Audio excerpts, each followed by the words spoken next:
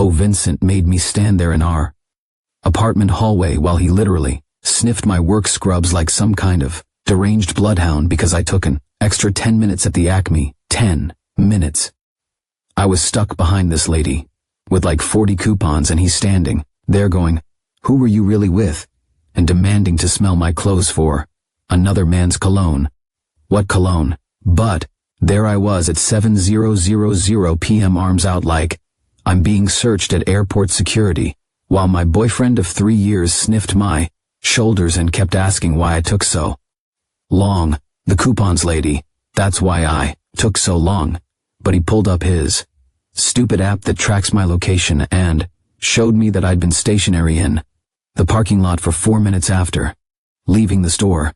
So clearly I must have been meeting someone. I was putting groceries in my trunk in November rain. It takes a minute. But no, I had to pull up my bank statement on my phone right there to prove I'd only been to Acme, show him the receipt with the timestamp, and explain why I'd paused in the parking lot. And you know what? I did it. I explained everything like it was completely normal for a grown woman to have to prove she went grocery shopping. This is my life now. This is what I've been doing for 2 years. It started so slowly I didn't even notice I was drowning. Vincent's ex Ashley cheated on him 3 years ago.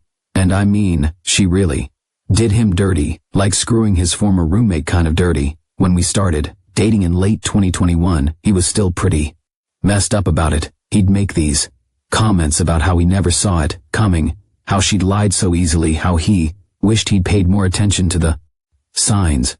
I felt bad for him. He seemed so hurt and vulnerable, and I wanted to show him that not all women are like that. I wanted to be the one who proved that you could trust again.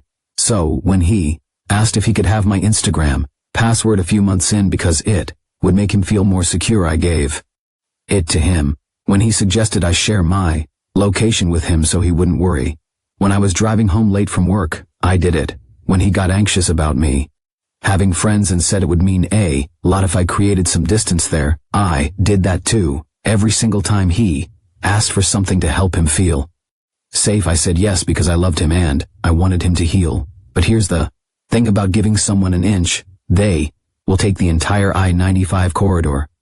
First work near Center City and my schedule is the same every week, Monday through Thursday, 7:30 a.m. to 5 p.m. with an hour lunch break at noon.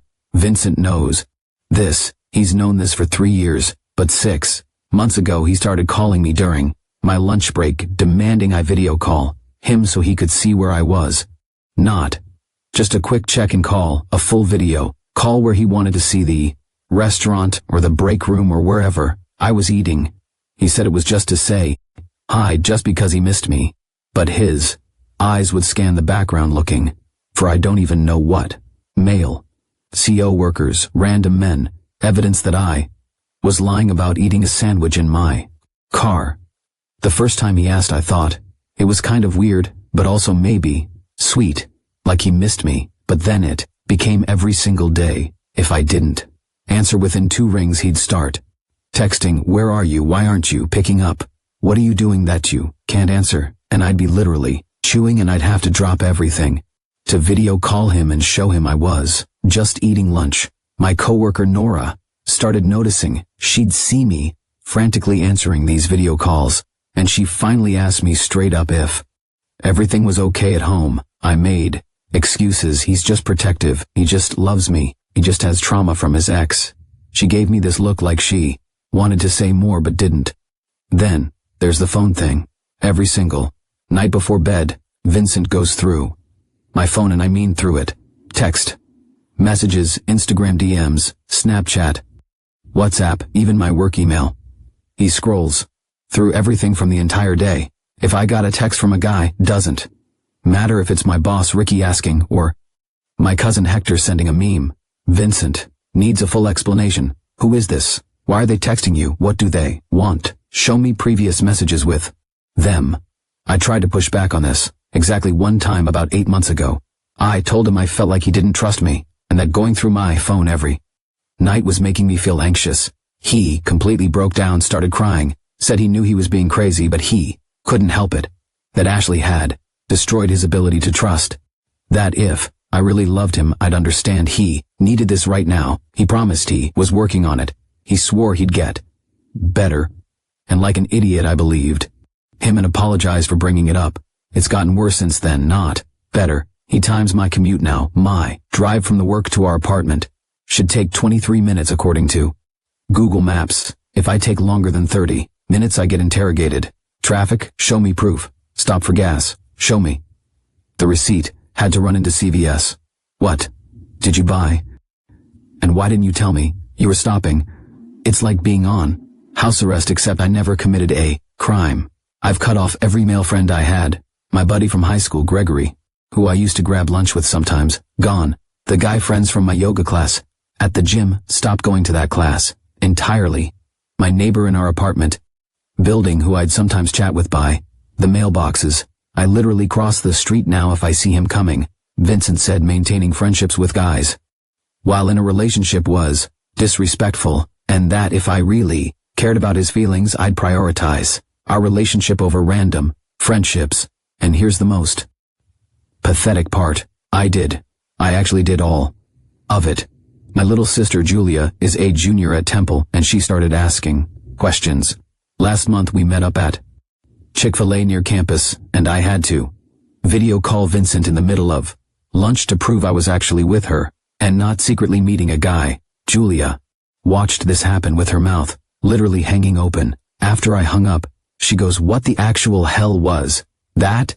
And I tried to laugh it off. She wasn't laughing. She told me this wasn't normal, that this was controlling and weird, and I needed to wake up. I got defensive, told her she didn't understand because she's never been in a serious relationship. She left looking genuinely scared for me. My mom has noticed too. During Sunday dinner at my parents' house a few weeks ago, Vincent called me 3 times during the meal. 3 times. We were there for like 2 hours, and he needed to know what time we ate, what we were eating, who else was there, what we were talking about. My dad finally said something, told Vincent maybe he should focus on his own evening and let me enjoy time with my family. Vincent got super quiet and tense. Later, in the car, he told me my dad was disrespectful and maybe we should skip the next few Sunday dinners. We haven't been back since the grocery store thing. Yesterday, though, that broke something in me, standing there with my arms out while my boyfriend sniffed my clothes. Because I took too long buying chicken and pasta, I caught a glimpse of us in the hallway mirror and I didn't even recognize myself. When did I become this person? When did I accept this as normal? After he finished his sniff inspection and determined I was telling the truth, he just went to the living room and turned on the TV like nothing weird had just happened. Asked what I was making for dinner. And I stood there in that hallway with my grocery bag still on the floor, and something clicked. This isn't love. This isn't protection or care or even paranoia from past trauma. This is control. This is prison. I have a GPS tracker on me 24/7. My phone gets searched daily. I can't have male friends. I can't take an extra 5 minutes anywhere without an interrogation, and I just let my boyfriend smell me for evidence of cheating. What the hell have I been doing for 2 years? I made dinner. We ate. He told me the pasta was a little overcooked. Then he took my phone for his nightly scroll through while we watched TV. I sat there watching him, read through every single message, and I realized I felt nothing. No love, no affection, just this hollow, tired feeling. This morning I went to work like normal, but the whole time I was thinking about that hallway moment, about my sister's face, about my dad's comment, about Nora's concerned looks. During my lunch break, Vincent called for the daily video check-in. I stared at my phone ringing, and for the first time in 2 years, I let it go to voicemail. He called back immediately. I didn't answer.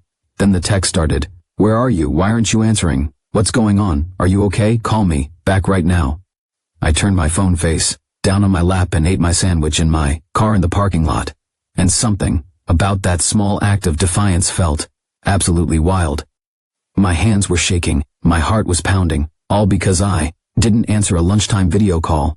When I finally looked at my phone, I had 14 missed calls and 31 text messages.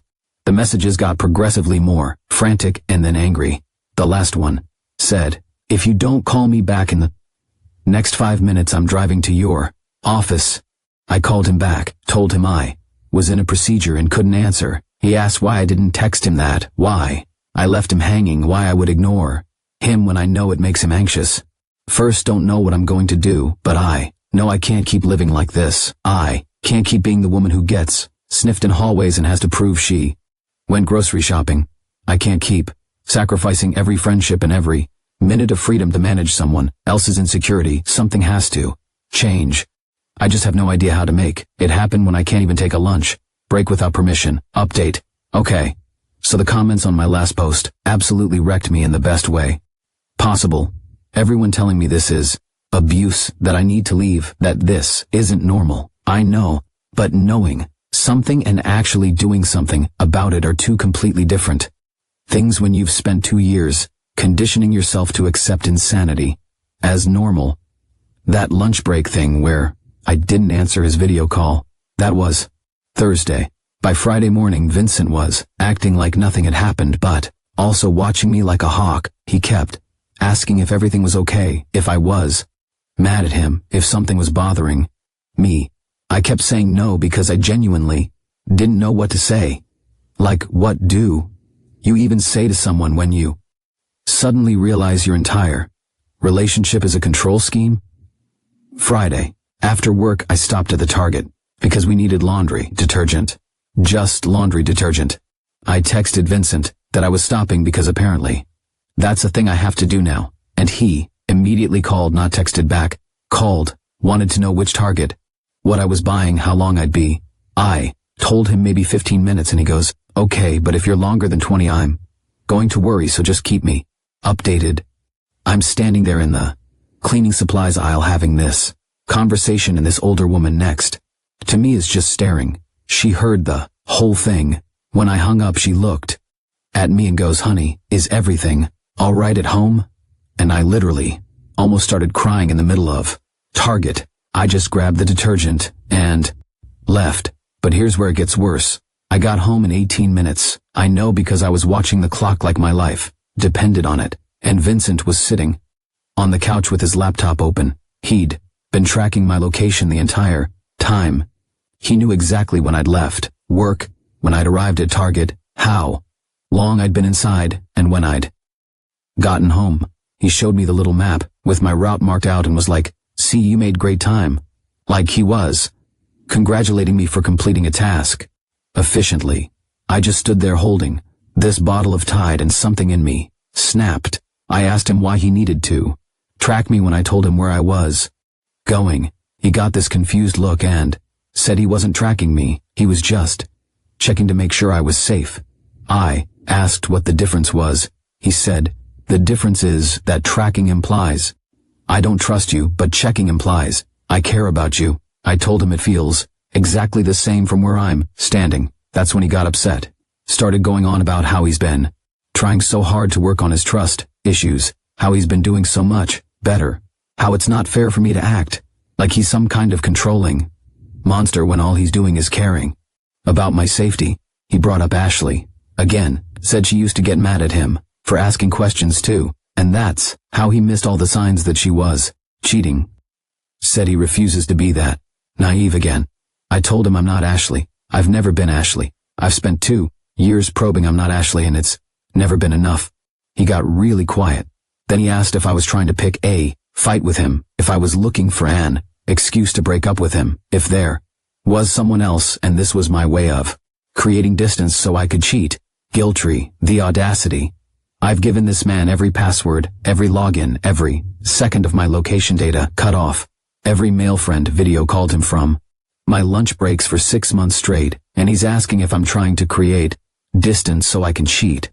I told him that was insane. He said it wasn't insane. It was a legitimate question given that I was suddenly acting different. I asked him what different meant, and he started listing things. You didn't answer my video call on Thursday. You seemed annoyed when I checked in about Target. You're being defensive right now. You haven't seemed as affectionate lately. I'm standing there listening to him build this case against me using normal human behavior as evidence, and I realized this is what he does. This is what he's been doing. Anytime I show even the slightest resistance to his surveillance, he flips it around and makes it about me being suspicious, makes it about me pulling away, makes it about me potentially cheating, and then I apologize and prove myself all over again. Not this time. I told him I needed some space to think. He asked what that meant. I said it meant exactly what it sounds like. I need space. He wanted to know if space meant we were breaking up or if space meant I just needed a few hours or what, because he needed clarity. I said I didn't know yet. And he lost it, started yelling about how I can't just say I need space without explaining what that means. How that's manipulative and unfair. How I'm punishing him for caring about me. How, if I'm having doubts about us, then I need to say that clearly instead of being vague. I tried to leave the room, and he followed me into our bedroom, still yelling, asking where I was going, if I was going to stay with someone, who I was texting, why I was being like this. I grabbed my phone and my purse and told him I was going to my parents' house. He wanted to know for how long. I said I didn't know. He blocked the bedroom door and said we needed to finish this conversation first, that I couldn't just walk out in the middle of a fight. I told him to move and he said, "No, not until you tell me what's really going on." I pushed past him. He didn't, like, physically restrain me, but he definitely didn't move easily. Got to my car and I had 6 texts before I even left the parking lot asking where I was, when I'd be back, if I was really going to my parents or somewhere else, saying we needed to talk about this like adults, saying he deserved better than me just running away. I drove to my parents' house in Northeast Philly, crying the entire way. Got there around 8 p.m. and my mom took one look at my face and pulled me inside. My dad was watching the Flyers game and he turned the TV off immediately, which like never happens. They both just sat there while I ugly cried on their couch for 20 minutes. When I finally calmed down enough to talk, I told them everything, not just the grocery store sniffing thing or the video calls, but everything. The phone checks every night, the location tracking, the timed commutes cutting off my friends, the interrogations about mail cashiers and CO workers, all of it. My dad's face went red like I've never seen him that angry. He wanted to know why I hadn't told them sooner.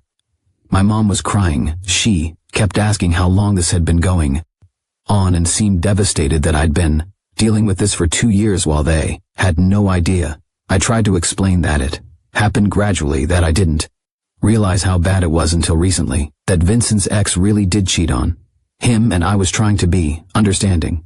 My dad cut me off and said he doesn't give a damn about Vincent's ex.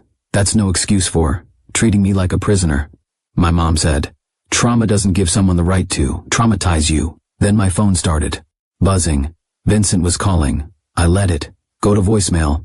He called back. I declined it. Then the text started coming in rapid fire. Your dad's car is in the driveway, so I know you're there. Why aren't you answering? We need to talk about this. You can't just ignore me. This is childish. I'm worried about you. Please just answer the phone. My dad looked at my phone screen and goes, "He's tracking you right now." And I nodded. He told me to turn off my location sharing immediately. I hesitated because the thought of Vincent not being able to see where I am made me anxious, and that's when I realized how messed up my thinking had become. I'm sitting in my parents' house scared to turn off location tracking because my boyfriend might get upset. My mom helped me go through my phone. We turned off location services for Find My Friends. We changed my Instagram password. My dad wanted me to block Vincent's number entirely. I stayed at my parents' house. That night in my old bedroom, Vincent texted me 45 times. I counted. They ranged from apologetic to angry to confused to accusatory. Some highlights. I'm sorry if I upset you, but you're blowing this out of proportion. Your parents are poisoning you against me. If you need space, fine, but you need to communicate that properly. I can't believe you're doing this to me after everything we've been through. Are you with someone right now? Is that why you won't answer? Saturday morning, my mom made pancakes and we sat at their kitchen table while she and my dad told me I needed to end this relationship. That this wasn't love, this was abuse. That they'd been worried for months but didn't want to overstep. That they'd noticed me becoming more withdrawn and anxious but thought maybe I was just stressed from work. My sister Julia showed up around 10 a.m. apparently. My mom had called her and filled her in. Julia was furious, kept saying she knew something was wrong, that she'd been telling me for months this wasn't normal. She wanted to know if Vincent had ever been physical with me, and I said no, but then I remembered him blocking the bedroom door and realized maybe that counted as physical intimidation, even if he didn't hit me. But here's the thing, knowing you need to leave someone and actually doing it are hard when you still have all your stuff in an apartment with them, when you share a lease, when part of you still feels guilty because he really was hurt by his ex and maybe you're abandoning him when he needs support. Vincent showed up at my parents' house Saturday afternoon. I was in the living room with Julia when the doorbell rang. My dad answered it, and I heard Vincent's voice asking to see me. Heard my dad tell him now wasn't a good time. Vincent insisted that we needed to talk, that I couldn't just disappear and refuse to communicate. My dad said I'd talk to him when I was ready and to please leave. Vincent raised his voice, said this was ridiculous, that I was his girlfriend, and he had a right to see me, that my parents were interfering in our relationship. My dad told him to leave, or he'd call the cops.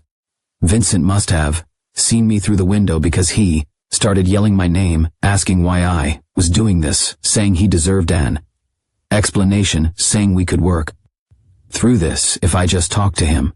Julia went to the window and closed the curtains. My mom sat next to me on the couch and held my hand. We sat there, listening to Vincent yell from the front lawn for almost 10 minutes before he finally left. My dad watched through the window to make sure he actually got in his car and drove away.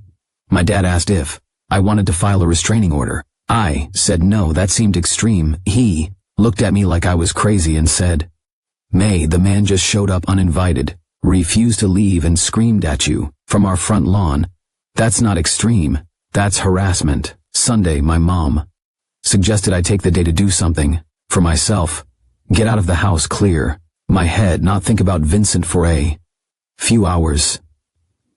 Julia offered to take me to the art museum since I used to love going there. We walked around the exhibits for like 3 hours, and it was the first time in months I'd done something without having to check in with anyone or explain where I was going. My phone died halfway through and I didn't even panic. That's how controlled I'd become.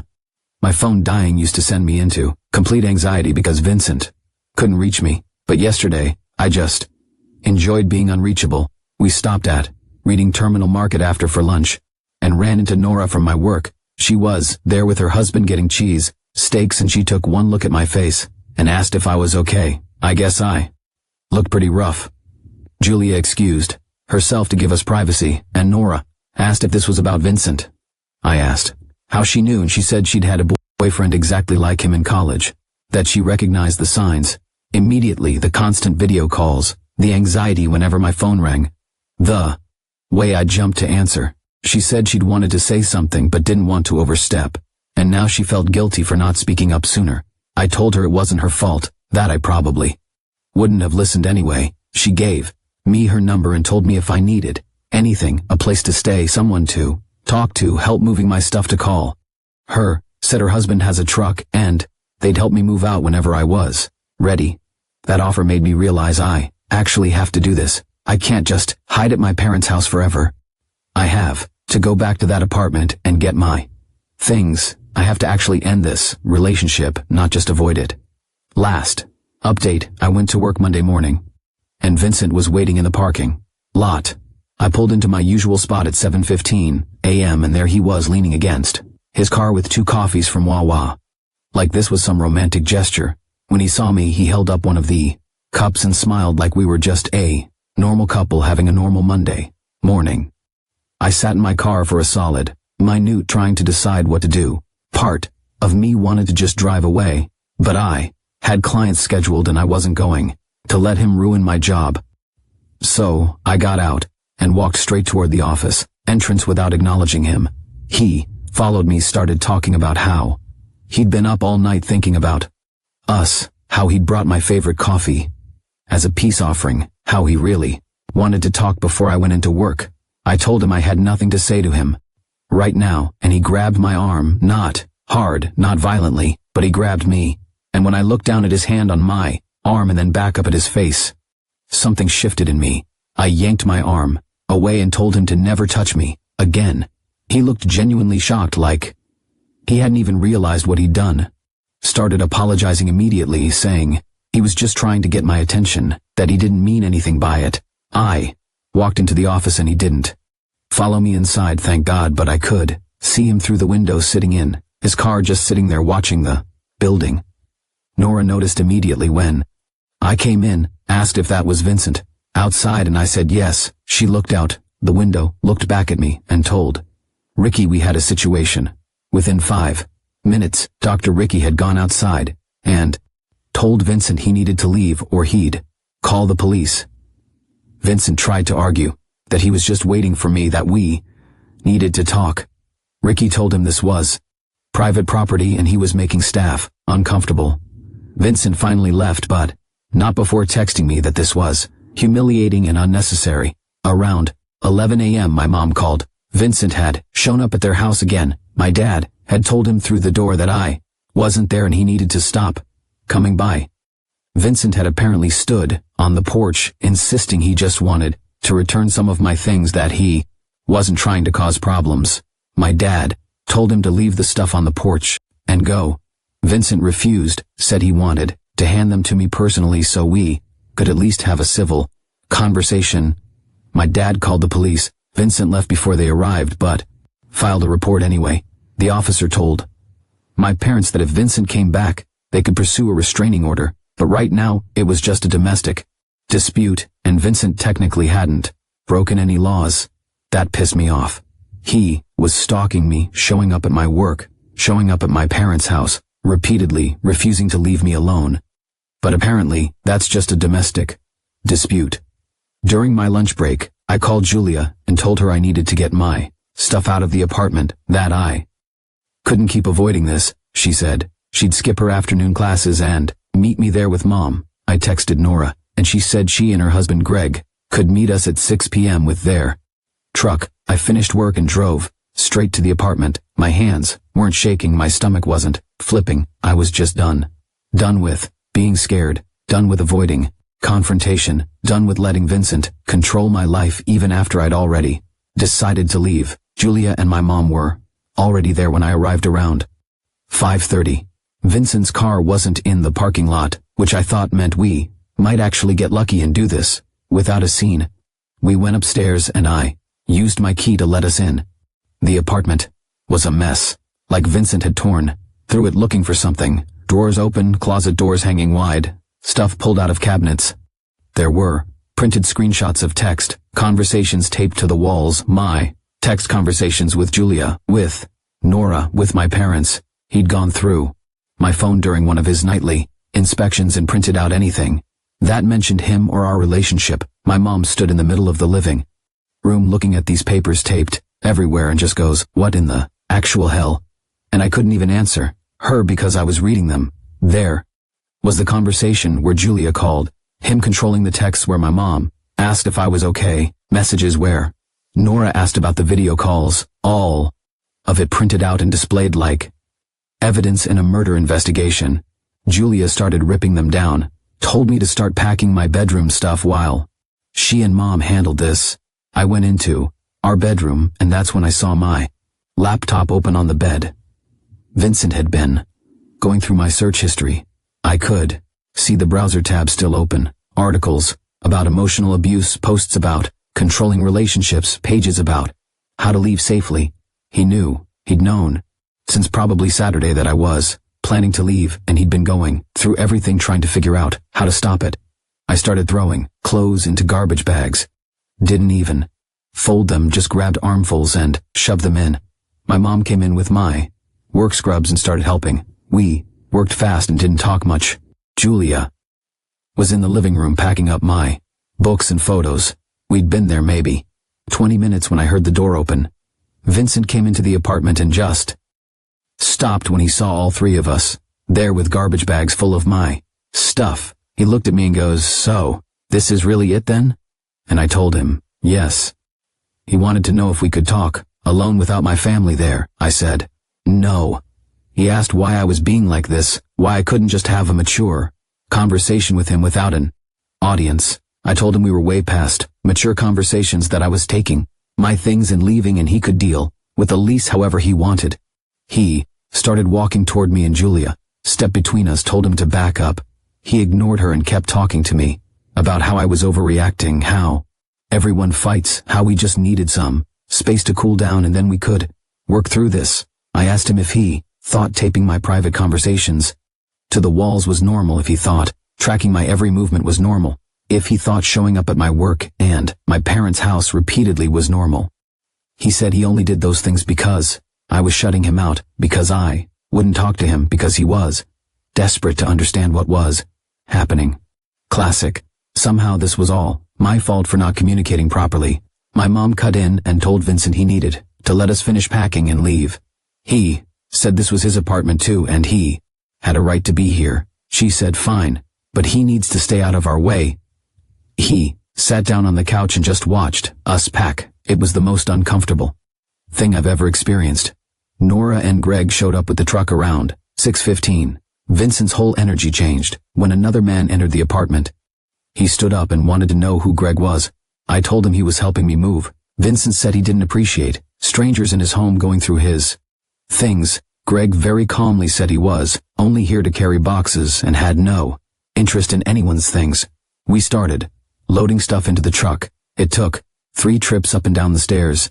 Vincent followed us on every single trip, making comments, asking if I was really going to take the coffee maker we'd bought together, pointing out which furniture was his and which was mine, saying he couldn't believe I was doing this over something so small he called 2 years of surveillance and control small.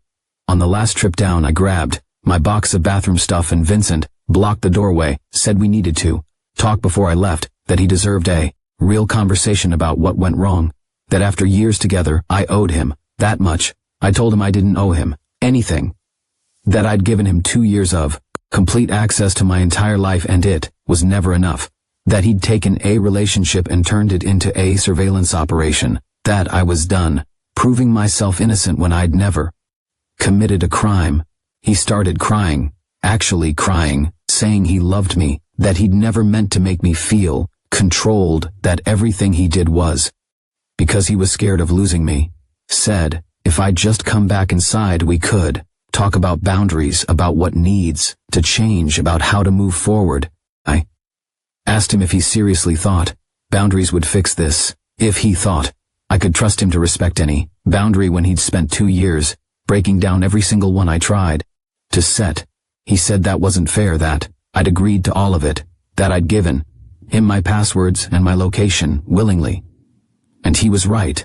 I had agreed to it because he'd manipulated every single request into a test of my love and faithfulness, because he'd made me believe that if I really loved him, I'd prove it by giving up my privacy, because he'd convinced me that normal relationship boundaries were actually signs of having something to hide. I told him all of that. Told him that agreeing to something under manipulation isn't the same as consent, that I'd spent 2 years trying to heal his trauma while he traumatized me, that I was done sacrificing myself to manage his insecurity. Julia lost it. Told Vincent he was delusional if he thought any of his behavior was normal, that showing up at someone's workplace and their family's home repeatedly is stalking, that sniffing your girlfriend's clothes for cologne is unhinged, that timing commutes and demanding video calls during lunch breaks is controlling. Vincent told her to stay out of it, that this was between us. She said it stopped being just between us when he started harassing the whole family. Greg stepped forward and suggested Vincent move away from the door. Vincent looked at him and, for a second, I thought he might actually try to fight, but then he just stepped aside and goes, "You're going to regret this." Not in a threatening way, more like a prediction. Like he genuinely believed that one day I'd wake up and realize I'd made a huge mistake leaving him. I walked out with my last box and didn't look back. We got everything loaded and I drove to my parents' house with my mom. Julia and Greg and Nora followed with the truck. We unloaded everything into my old bedroom and my parents' garage. And by 9 p.m. I was sitting on my childhood bed surrounded by garbage bags full of my life. Vincent texted me 89 times that night. I read every single one, and then I blocked his number, blocked him on Instagram, Snapchat, WhatsApp, everything, changed all my passwords again, turned off any location sharing I might have missed. My dad helped me go through my phone settings to make sure there weren't any tracking apps I didn't know about. That was Monday night. Tuesday I went to work and Vincent wasn't there. Wednesday, I went to work and he wasn't there either. Thursday afternoon he showed up at my parents' house while I was at work, left a bag of my things on the porch with a note that said, "I'll always love you and I hope someday you'll realize what we had." What we had was him controlling every aspect of my existence while I convinced myself it was love. Friday, my dad and I went to the courthouse and I filed for a protection from abuse order. The clerk asked me if Vincent had ever hit me and I said no.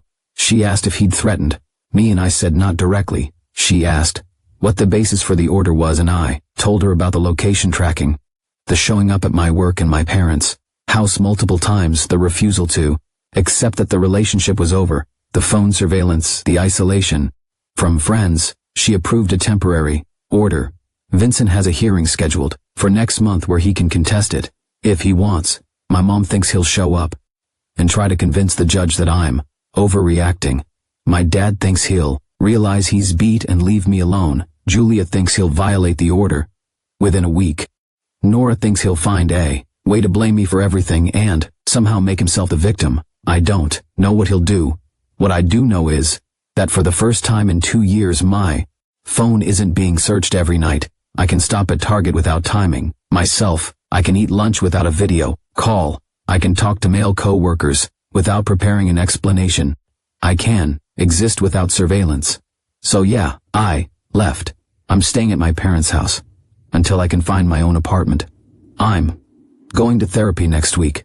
I'm reconnecting with Gregory and the friends I cut off.